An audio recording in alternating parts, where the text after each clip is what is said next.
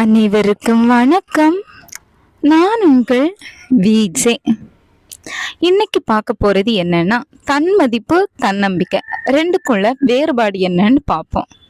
சரியா? எல்லாருக்கும் தன்மதிப்பும் இருக்கணும், தன்னம்பிக்கையும் இருக்கணும்.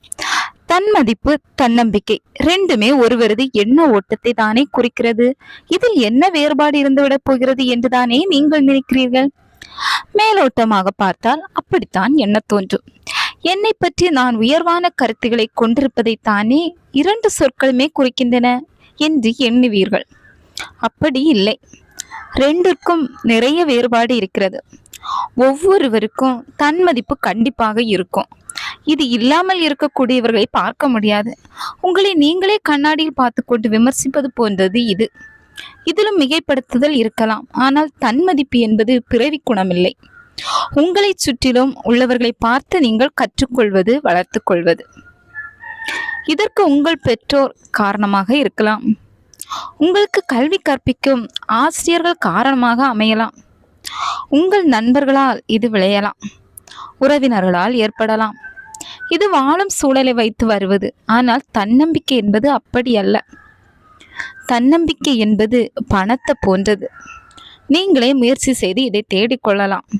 உங்களிடத்தில் அதிகமாக இருப்பு வைத்துக் கொள்ளலாம். இதை தேடி சேர்ப்பதற்கு அடிப்படை தேவை என்ன என்று பார்த்தீர்கள் என்றால், அதுதான் தன்மதிப்பு என்பது தெளிவாக விளங்கும். ஆகவே உங்களிடம் தன்மதிப்பு இருக்குமானால் நீங்கள் உங்களிடம் இல்லாத தன்னம்பிக்கையை நிச்சயமாக பெற முடியும். ஏற்கனவே ஓரளவுக்கு தன்னம்பிக்கை இருக்கிறது என்றால் அதை மேலும் மேலும் பெருக்கிக் கொள்ளவும் முடியும். நாம் சாதிக்க விரும்புவது எல்லாமே நமது ஆசைகள், விருப்பங்கள், நோக்கங்கள். இவற்றை மனதில் உருவாக்குவதற்கு தன்மதிப்பு அவசியம். அதன் மேல் தன் நம்பிக்கை என்ற அடித்தளத்தை எழுப்ப வேண்டும். அந்த வலுவான அடித்தளத்தின் மேல் உங்கள் சாதனை என்ற மாளிகை எழ வேண்டும். நீங்கள் சொல்வதை பார்த்தால் நான் ஆசைப்பட்டது அத்தனையுமே இந்நேரம் கைகூடி இருக்க வேண்டுமே, ஆனால் இதில் ஒன்றுக்குமே கூட நடக்கவில்லையே என்பீர்கள். ஏன் அப்படி நடக்காமல் போனது என்பதை தெரிந்து கொண்டீர்களா? இது நாள் வரை நீங்கள் கடந்த காலத்தை நினைத்து கவலைப்பட்டு கொண்டிருப்பீர்கள். நாம் எடுக்கும் ஒவ்வொரு முயற்சியும் தோல்வியில் முடிந்து விடுகிறதே என்று வருத்தப்பட்டு கொண்டிருப்பீர்கள்.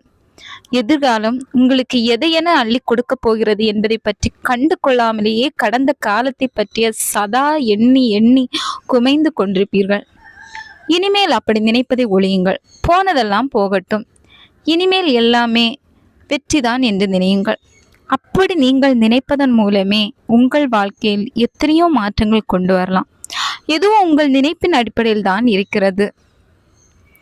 இப்படிதான் நம்பிக்கை இல்லாமல் இருப்பவர்களுடைய வாழ்க்கையும் நம்பிக்கையோடு இருப்பவர்களுடைய வாழ்க்கையும் அமைகிறது. உங்களுக்கு எந்த மதிப்பு எப்படி இருக்கிறது என்று நீங்களே சிந்தித்து பாருங்கள்.